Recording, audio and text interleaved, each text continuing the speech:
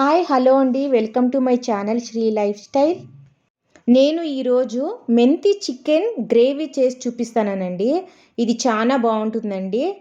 3 spoons oil వేసుకోవాలండి.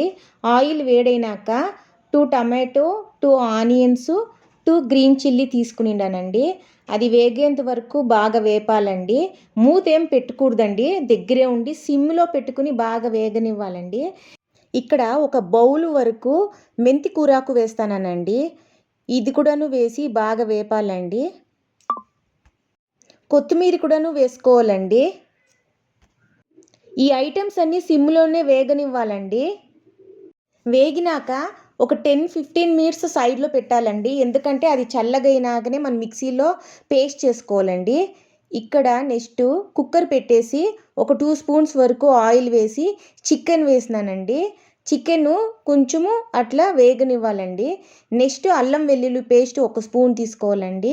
Next pink salt 1 spoon వేసుకుని బాగా వేగనివ్వాలండి. జస్ట్ ఒక 5 సెకండ్స్ వేగనిస్తే చాలండి.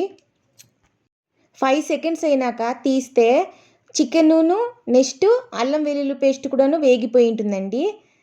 ఈ టైంలో మనము పేస్ట్ చేసుకున్న మసాలాని వేసి బాగా ఉడకనివ్వాలండి.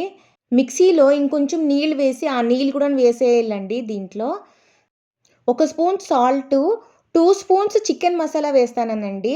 నెక్స్ట్ 1 స్పూన్ గరం మసాలా వేస్తానండి. ఈ పొడిలు వేస్తే చాలండి, గ్రేవీ చాలా బాగా వస్తుంది. ఒక 5 సెకండ్స్ వరకు గ్రేవీ ఉడకనివ్వాలండి. ఇట్లా నేను చూపించిన విధంగా ఉడకాలండి. కుక్కర్ మూత పెట్టి 3 విజిల్స్ వచ్చేంత వరకు పెట్టాలండి. మంట వచ్చి మీడియం ఫ్లేమ్లో పెట్టాలండి. చిన్న మంటలో పెడితే మాడిపోతుందండి, అందుకే మీడియం ఫ్లేమ్లో పెట్టాలండి.